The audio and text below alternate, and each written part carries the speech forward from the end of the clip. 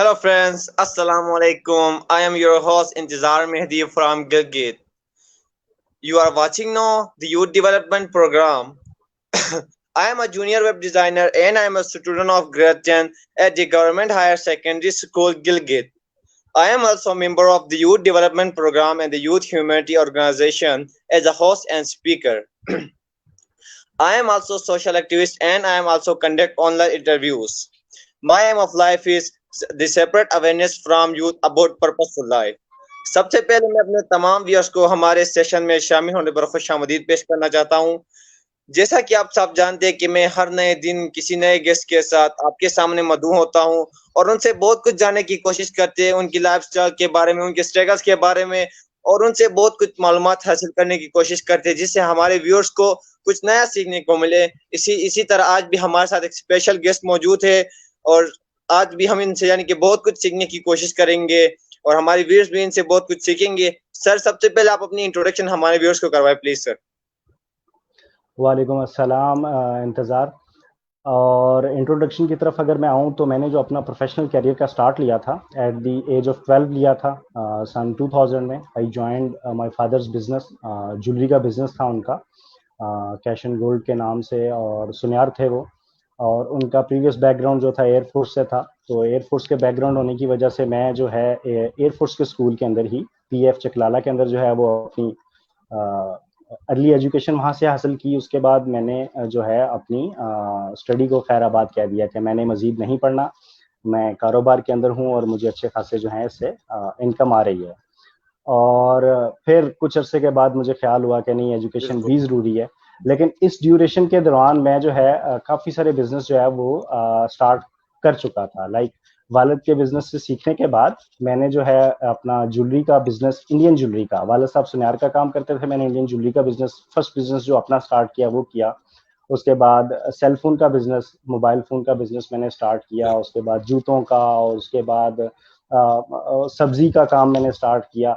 मतलब मैं अपने बिजनेस को एक्सपेंड करता गया। एक वक्त में 4 शॉप्स भी जो हैं वो मैंने सुपरवाइज किए हैं उस ड्यूरेशन में। अच्छा, अब जब मैंने अपनी दोबारा एजुकेशन स्टार्ट की, ये टाइम था 2008 का। 2008 में मुझे फील हुआ कि मुझे जो है वो अपनी एजुकेशन जो है वो कंटिन्यू करनी चाहिए।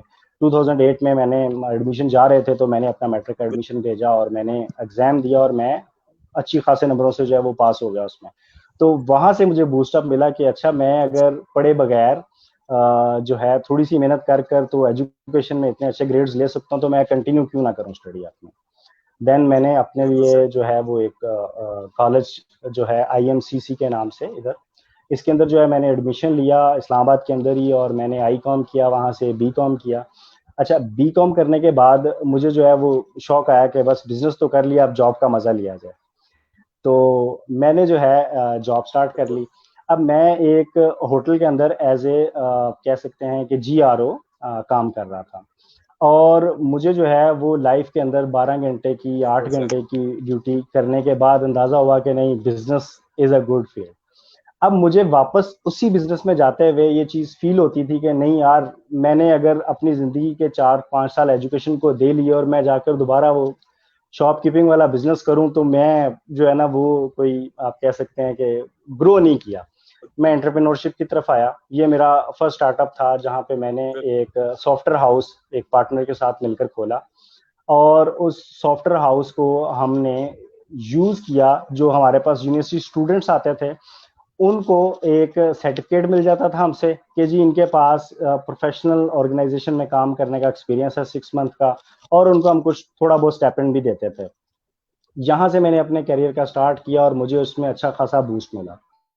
उसके बाद जो मेरा सेकंड स्टार्टअप था राइज माउंट के नाम से, वो जो है बहुत ज़्यादा उसको बूस्ट मिलना शुरू हुआ जब मुझे जो है पाकिस्तान के में एनआईसी के अंदर रिकग्नाइजेशन मिली। उसके अंदर मुझे, तो मुझे मेरे कैरियर को उसके अंदर जो है वो बूस्ट मिलना शुरू हुआ। और इस्लामाबाद रावलपिंडी के अंदर जो है मैंने तकरीबन 8 से 13 डे केयर सेंटर्स जो हैं वो होल्ड किए और उनके ऊपर जो है काम स्टार्ट किया। अच्छा, मैं अपने इस सेकंड स्टार्टअप का थोड़ा सा जिक्र करता चलूँ।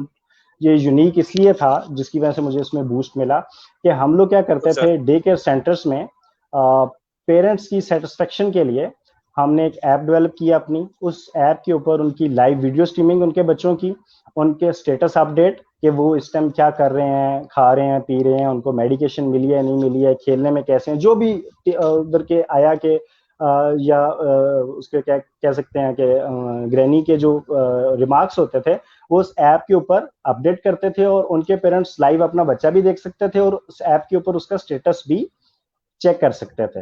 अब मुझे जो है इसके ऊपर बिल्कुल काफ़ी सारे जो है वो पाकिस्तान के अंदर जो है वो फेम मिला इस चीज़ के ऊपर कि जी एक नया आइडिया पाकिस्तानियों ने स्टार्ट किया है, और इसकी वजह से मेरे बिजनेस को भी बूस्ट मिला। मुझे इसहाक डार साहब ने बुलाया, उन्होंने इनाम दिया।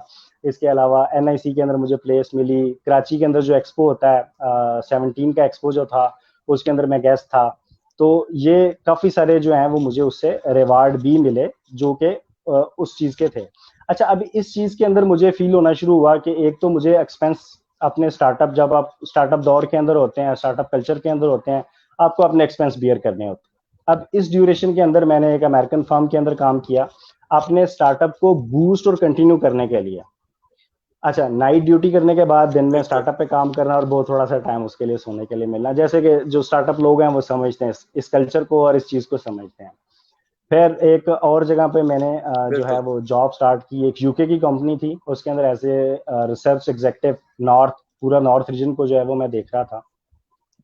अच्छा, इस ड्यूरेशन में मुझे फील हुआ कि मेरे पास हायर एजुकेशन की कमी है, और मैंने बिल्कुल 2017 में जाकर रिफा इंटरनेशनल में अपना जो है वो इस एज में लाइक कह सकते हैं कि मैं अपनी जो क्लास थी उसके अंदर जो कि यूथ थे उनसे थोड़ा सा एज में बड़ा था, और मैंने जाके अपना मास्टर्स जो है वहाँ से कंप्लीट किया। मैंने एमबीए बिल्कुल किया वहाँ से रिफा इंटरनेशनल से, और उसके बाद जॉब अपनी कंटिन्यू रखी। नाइट की जो है वो मेरी एक जॉब थी, उसके अलावा शाम इवनिंग क्लासेस हुआ करती थी मेरी, और डे टाइम स्टार्टअप को टाइम देना।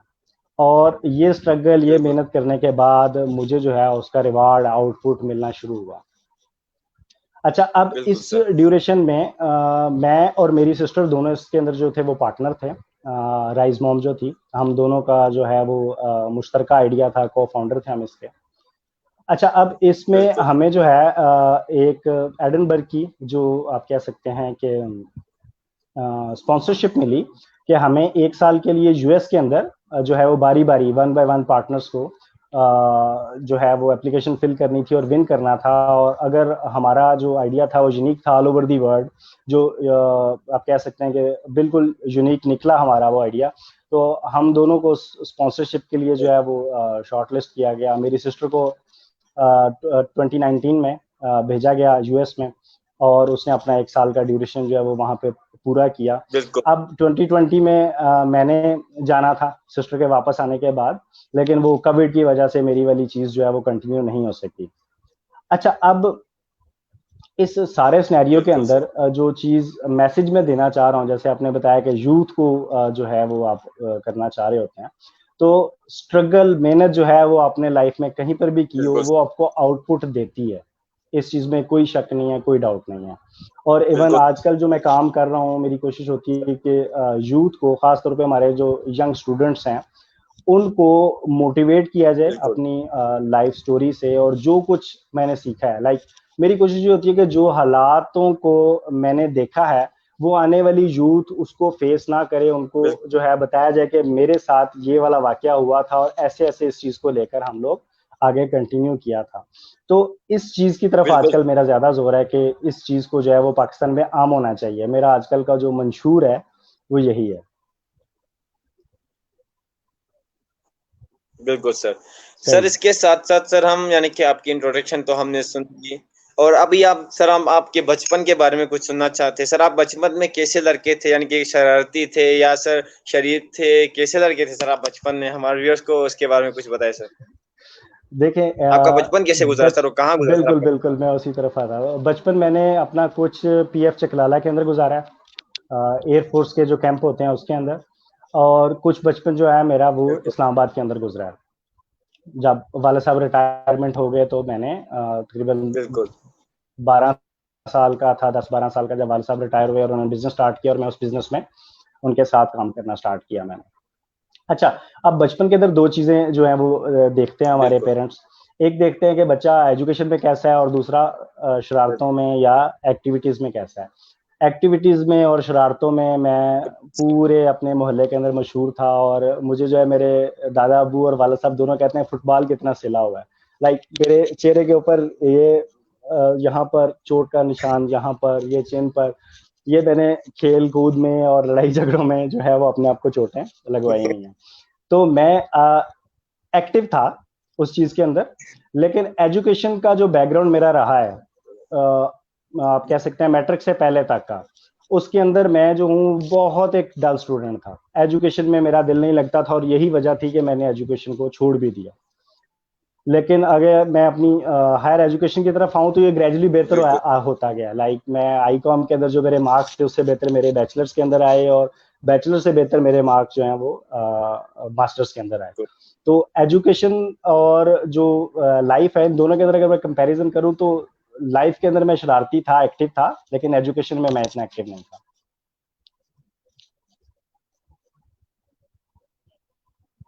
सर इसके साथ साथ सर आपने बताया कि आप यूथ को भी मोटिवेट करते हो। इससे पहले मेरा क्वेश्चन यही है कि सर आजकल के जो लड़के जो बिजनेस करना चाहते हैं उनके लिए आप क्या आइडिया दोगे? यानी कि अगर मिसाल के तौर पर यानी कि जो बिजनेस स्टार्ट करते उनको फर्स्ट टाइम अगर लूज होता है तो उसके बाद वो बिजनेस से उनका दिल यानी कि नहीं लगता उसके बाद बिजनेस में, तो वो उसके बाद बिजनेस करना ही नहीं चाहते, तो आप उसे उन्हें कैसे कहोगे नेवर गिव अप, आपने हारना नहीं, आपने कभी यानी कि उसको छोड़ना नहीं, ऐसा आप कैसे यानी कि उनको क्या आइडियाज दोगे सर? सही देखें, जब भी आप कोई भी जिंदगी का काम करते हैं, आपने फर्स्ट टाइम रनिंग करनी है, आपने तैराकी करनी है, आपने कोई स्पोर्ट्स खेलनी है, तो उससे पहले आपको चोटें भी लगती हैं, आप गिरते भी हैं, और उससे पहले उस चीज़ का नॉलेज भी आप हासिल करते हैं कि इसको कैसे खेला जाता है, स्विमिंग कैसे होती है, और डर आपको लगता है। इसी तरीके से हमारी यूथ जब बिजनेस में आती है तो उनको भी कुछ चीजें सीखनी चाहिए, और कुछ उनको जो डर लगता है उसका उनको जो है बेस्ट मेंटर ढूंढना चाहिए जो कि उनको इस चीज में गाइड करे। अब जो बिजनेस स्टार्ट करने के लिए दो तीन बेसिक चीजें हैं, अगर इन चीजों को नजर में रखा जाए तो लॉस से भी बचा जा सकता है और बिजनेस के कामयाबी की शरह भी बढ़ जाती है। लाइक अगर मैं बात करूं कि जब आप बिजनेस स्टार्ट करना चाहें तो सबसे पहले देखें कि आपका अपना इंटरेस्ट किस चीज में बन रहा है। कभी भी भेड़ चाल में हमें नहीं चलना चाहिए कि मेरा फ्रेंड है उसने जूतों का कारोबार किया और वो कामयाब हो गया। ऐसा कतई नहीं है कि आप उसी तरीके से जो है वो कामयाब हो जाए जैसे वो हुआ। लाइक मेरी आई रेटिना जो है, या आपकी आई रेटिना, आपका बायोमेट्रिक, आपका फेस, आपकी आवाज, कोई भी चीज दूसरे इंसान से मिलती नहीं है। आप यूनिक इंसान है। इसी तरीके से जो बिजनेस आपने करना है वो कोई यूनिक होना चाहिए। जब कारोबार में आप आए तो तीन चीजों का जैसे मैंने जिक्र किया कि सबसे पहले आपको देखना चाहिए उसके अंदर कि उसकी मार्केट के अंदर क्या डिमांड है।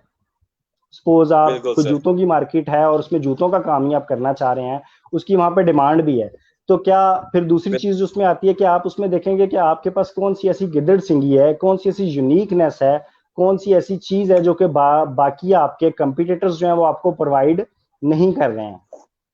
बिल्कुल सर। कासिम अली शाह और रेहान अलावाला, इन दोनों की एक बात मुझे अच्छी लगती है, बोलते होते हैं कि अपनी दर्जन 13 की कर लें।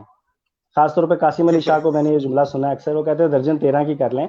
इससे मुराद कतन भी ये नहीं है कि आप अपनी गिनती गलत करें, इससे मुराद ये है कि आप लोगों को ज्यादा वैल्यू प्रोवाइड करें। इस्लाम हमें ये कहता है कि जो शख्स अपनी लोगों को मुनाफा देता है, अल्लाह ताला उसको जो है वो ज्यादा उसके कारोबार में बरकत देता है। और तिजारत में बरकत का जिक्र भी इसीलिए होता है कि जब आप लोगों का ख्याल रखते हैं तो लोग आपका ख्याल रखते हैं बाय रेफरिंग।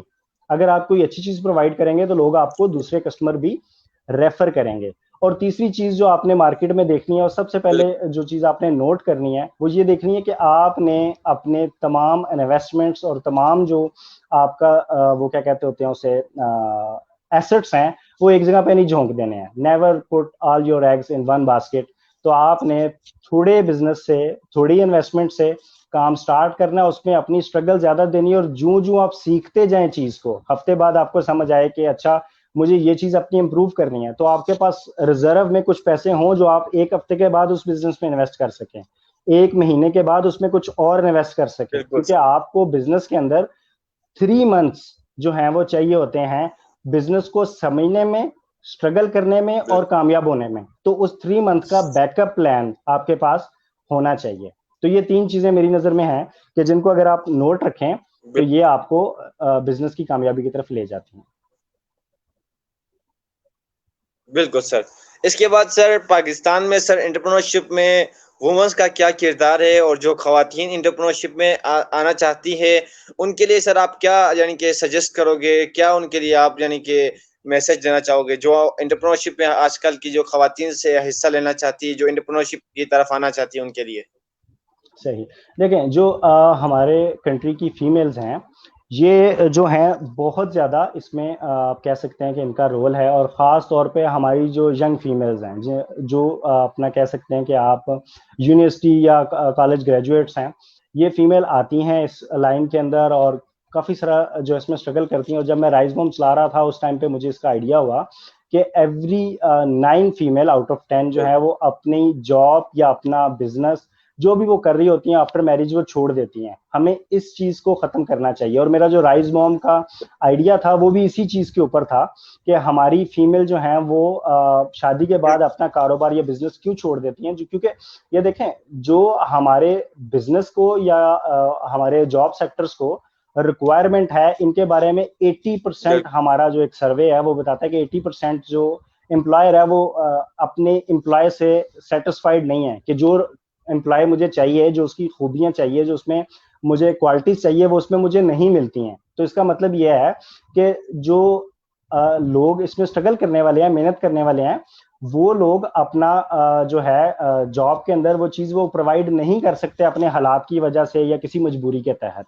तो हमें इस चीज को भी ओवरकम करना है। बिल्कुल सर। इसके बाद सर आपने कहा कि यूथ को मोटिवेट करना आपकी यानी कि ख्वाहिश है और आपका मकसद है। देखा जाए तो सर आजकल के जो यूथ है सर उनके लिए आजकल यानी कि कौन से यानी कैसे मोटिवेशनल स्पीकर्स की जरूरत है पाकिस्तान में बेसिकली सर?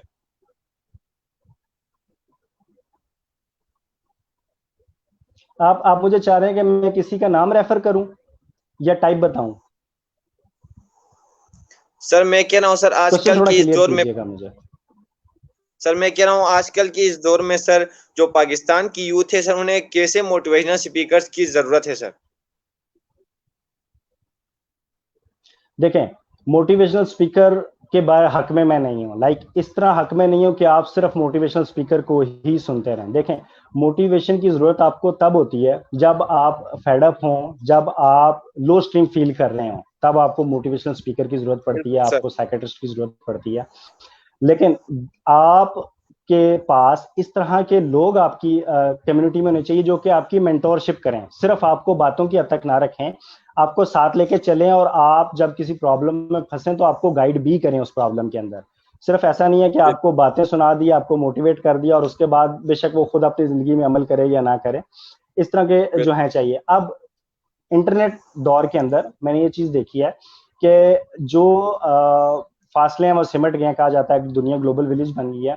बिल्कुल इसी तरीके से यूट्यूब जो है वो हमारी बेस्ट टीचर है इस टाइम पे। अगर आप मुझसे कहें कि मैं नाम लूँ मोटिवेशनल स्पीकरों के, तो कासिम अली शाह, रेहान अलावाला, आजाद चाय वाला, इसके अलावा जो संदीप है इंडिया का, इसके अलावा विवेक बांद्रा है इंडिया का, ये 5 मेरी नजर में ऐसे मोटिवेशनल स्पीकर हैं जो कि यूथ को गाइड भी कर रहे हैं, समझा भी रहे हैं, बिल्कुल और मैं इन पांचों की रिस्पेक्ट करता हूँ। बिल्कुल सर। बिल्कुल। इसके बाद सर आपके नजरिए के मुताबिक सर जिंदगी का मकसद क्या है सर? देखें, ये आपने क्वेश्चन जो है वो बड़ा प्यारा किया। जिंदगी का मकसद, देखें, अल्लाह ताला ने हमें बनाया, जो क्रिएटर है हमारा, किसी भी वो आप कह लें कि सेक्ट का इंसान हो, किसी भी मजहब का इंसान हो, वो ये चीज मानता है कि मेरा क्रिएटर जो है वो अल्लाह ताला है। जब अल्लाह ताला ने बिल्कुल सर। क्रिएट किया तो इसका मतलब है हमारी लाइफ का कोई मकसद भी होगा। अब जो जितना मैंने अपने बिल्कुल कम कह सकते हैं इल्म के साथ, जितना मैंने डिफरेंट मजहब को स्टडी किया है, 4-5 बड़े बड़े मजहब को स्टडी किया, तो बिल्कुल बेसिक थीम जो मुझे समझ आया इनका, एक तो ये है कि आप बिलीव करें कि देयर इज अ गॉड, पहली चीज। दूसरी चीज जो तमाम मजहब के अंदर कॉमन है वो ये बिल्कुल आती सर। है कि रिस्पेक्ट ह्यूमैनिटी, ह्यूमैनिटी का दर्स देते हैं तमाम मजहब। दुनिया का कोई भी आप मजहब उठाएं, उसकी आप बिल्कुल स्टडी सर। करें, जहां तक मेरे नजर है ह्यूमैनिटी का दौरा जो है वो जोर दिया जाता है। अब ह्यूमैनिटी से मुराद क्या है? आप एक दूसरे का ख्याल करें। इंसान एक सोशल एनिमल है, जब तक ये ग्रुप में नहीं रहता, ये सेटिस्फाइड नहीं रहता, इसकी नीड्स पूरी नहीं होती, इसकी जरूरतें पूरी नहीं होती। इसी चीज को कंटिन्यू करना और लेकर चलना ह्यूमैनिटी है। तो मेरे ख्याल में कि जो बिल्कुल बेसिक इंसान का मकसद है इस दुनिया में आना, एक तो अल्लाह ताला को मानना कि देयर इज अ गॉड, और दूसरी चीज कि ह्यूमैनिटी का ख्याल रखना, आपस में एक दूसरों के साथ कोऑपरेशन बिल्कुल करना, एक सर। दूसरों को फायदा पहुंचाना। जी। बिल्कुल सर। सर इसके बाद सर आप हमारे व्यूअर्स को ये बताएं कि सर आज तक अपनी जिंदगी में आपने क्या सीखा। ऐसी 3 बातें सर आप हमारे व्यूअर्स के साथ शेयर करें सर। देखें, जिंदगी के अंदर जो मैं समझता हूं कि लाजमी चीज है, वो होनी चाहिए कि आपके पास मोटिवेशन होनी चाहिए, सेल्फ मोटिवेशन। अब ये मोटिवेशन का लफ्ज जो मैंने यूज किया, इसका मतलब कतई भी ऐसा नहीं है कि आपने जो है वो किसी मोटिवेशनल स्पीकर को सुनना है। सेल्फ मोटिवेशन से मुराद ये है कि आपके पास लाइफ का कोई गोल होना चाहिए, और रियलिस्टिक गोल होना चाहिए कि मैं अगले 10 साल बिल्कुल में इस जगह पर पहुंचूंगा, मैं अगले 5 साल में इस जगह पर पहुंचूंगा। लाइफ एक कंटिन्यूस स्ट्रगल का नाम है। अगर आप इसमें से ये स्ट्रगल और ये मेहनत निकाल दें और फारग बैठ जाएं, तो जिंदगी में आपके पास पैसा हो, आपके पास एवरीथिंग आप जो है उसमें अपनी लाइफ में इंक्लूड कर लें, लेकिन आपकी जिंदगी सेटिस्फेक्शन नहीं होती है जब तक आपके पास लाइफ का कोई ड्रीम, कोई गोल, कोई एम नहीं होता है। आप किसी पर्पस के लिए काम नहीं कर रहे होते हैं। तो बिल्कुल लाइफ कंटिन्यू स्ट्रगल का नाम है, और आपकी लाइफ में कोई ना कोई एम, कोई पर्पस, कोई मोटिवेशन लाजमी होनी चाहिए। बिल्कुल सर। इसके साथ सर आप हमारे व्यूअर्स को ये बताएं कि सर आपकी लाइफ में यानी कि वो कौन सी ऐसी शख्सियत है सर जिससे आप बहुत इंस्पायर हुए हो और वो इस टाइम इस दुनिया में हयात हो सर। देखें, इस तरह के नाम काफ़ी सारे हैं। मैं अगर आपको कहूँ कि जो दुनिया की बेहतरी के लिए काम कर रहे हैं, लोकल तो मैंने आपको पहले बता दिया कि जो हमारे इंडो पाक के लोग हैं, इनके तो मैंने आपको नाम बताए। इसके अलावा एलन मास्क मेरी इम्प्रेशन, जो जिसे है ना, मैं आप कह सकते हैं कि इम्प्रेस हूँ। वो बंदा मेहनत कर रहा है और ह्यूमैनिटी की बेहतरी के लिए काम कर रहा है, और बेशक मिस यूज़ होता है उसकी ईजादात का, लेकिन उसकी जो थॉट है और उसका जो वे ऑफ वर्किंग है, मैं उससे वाकई इंस्पायर हेलो। हूँ। शायद हमारे आप गेस्ट मुझे का सुन पा रहे हैं? नेटवर्क इशू हुआ होगा, तो हम वेट करेंगे अपने आपकी गेस्ट आवाज का। आपकी आवाज मुझे आ रही है। आप मुझे सुन पा रहे हैं?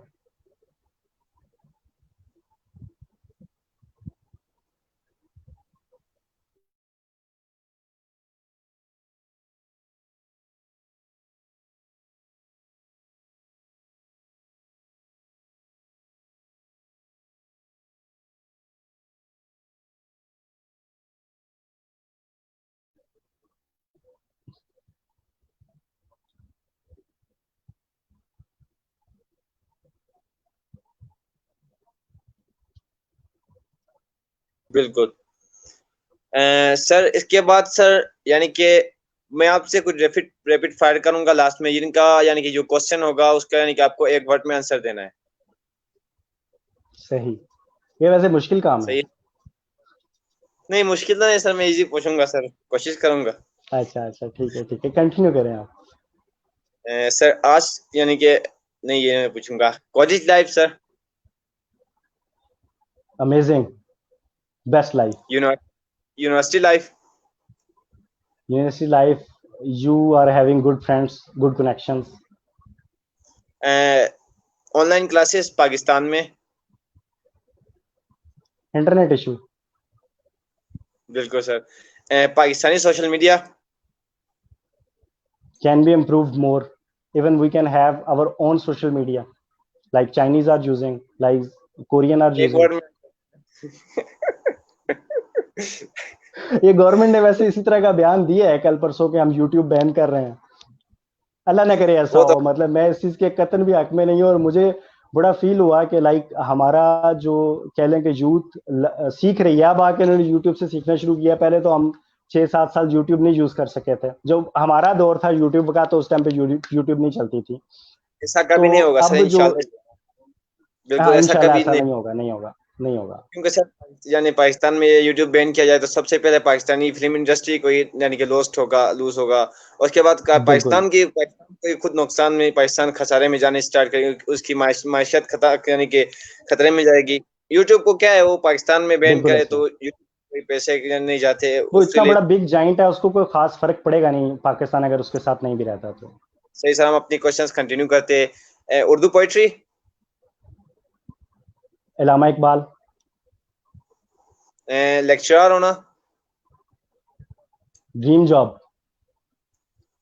एक सक्सेसफुल एंटरप्रेन्योर होना। Dream job. सर लास्ट में सर आप हमारे व्यूअर्स को क्या मैसेज देना चाहोगे सर? देखें, मैं जो मैसेज अक्सर लिखता हूँ, अपने टैग लाइन जो लिखता हूँ, वही मैसेज मैं रिपीट करता हूँ कि लव बिल्कुल humanity sir, as you love yourself and बिल्कुल respect everyone to get it back. और बिल्कुल इंसान को, जो सेकंड मैसेज मैं देना चाहता हूँ, इंसान को जो है कंटिन्यूस स्ट्रगल करनी चाहिए, और स्ट्रगल के अंदर जो है उसको कोशिश करनी चाहिए कि मुझे मजा आए। जब इंसान छोटे छोटे टाइम ड्यूरेशंस का और छोटे छोटे गोल्स बनाता है, तो उसको उन गोल्स को अचीव करने के अंदर जो हैप्पीनेस मिलती है, मेरा ख्याल है दुनिया की कोई चीज ऐसी हैप्पीनेस प्रोवाइड नहीं करती है। तो इंसान को बिल्कुल कंटिन्यूस, जैसे कायद आजम मोहम्मद अली जना ने कहा कि जी काम काम और बस काम, तो इंसान को कंटिन्यू स्ट्रगल करनी है, इसी का नाम जिंदगी है और यही जीने का तरीका है। अगर आप इसको नहीं अपनाएंगे तो ये सैडनेस आपके दिमाग में आएगी, शैतान आपके दिमाग में आएगा और अपना घर बना लेगा। बिल्कुल सर। इसके बाद लास्ट में मैं भी अपने तमाम मैसेज देना चाहूँगा जो मुनीब भाई के थ्रू मुझे शेयर हुई, और मैं भी इस यानी कि मैसेज को आगे शेयर करने की कोशिश करूँगा अपने व्यूअर्स के साथ और अपने गेस्ट के साथ, कि होने वाले यानी कि आज के इस दौर में जो फ्यूचर में जो हमारे ब्रदर्स की, जो हमारे भाइयों की, दोस्तों की जो शादी होने वाली है, जो 18 साल से ऊपर है, और सबसे पहले वो अपनी और अपनी लाइफ पार्टनर की यानी कि होने वाले लाइफ पार्टनर की थैलेसीमिया टेस्ट ज़रूर करवाए, क्योंकि उससे यानी कि उनकी लाइफ जो जो गुजारना चाहते हैं वो एक खुशगवार जिंदगी गुजरे, और इससे वो थैलेसीमिया की जो बीमारी है वो उसके बच्चों तक मुंतकिल ना हो, क्योंकि एक जेनेटिक बीमारी है जो हमारे यानी कि खून के अंदर होती है। तो इसी यानी कि इसी दुआ के साथ, क्योंकि हम इस टाइम कोविड-19 के पीरियड में फंसे हुए हैं, और यानी कि बहुत सी बीमारियां हमारे इर्द गिर्द लपेट में है, तो हम इस बीमारियों से बचने के लिए सबसे पहले अपने इस यानी कि एहतियात जरूरी करनी चाहिए। और उसके बाद जो थैलेसीमिया टेस्ट है वो मैं बार बार कह रहा हूँ कि अपने व्यूअर्स को जिनकी शादी होने वाली है वो सबसे पहले अपने और अपने होने वाली यानी कि लाइफ पार्टनर की थैलेसीमिया टेस्ट जरूर करवाए, क्योंकि उससे पता चलेगा कि किसको थैलेसीमिया है या नहीं। इसी वजह से आप उनकी लाइफ जो गुजरेगी वो एक सक्सेसफुल और एक खुशगवार जिंदगी गुजरेगी। लास्ट में यही दुआओं के साथ मैं अपने सेशन का इख्तिताम करना चाहूंगा। खुश रहो, जहां रहो, आबाद रहो। वस्सलाम अलैकुम। पाकिस्तान जिंदाबाद।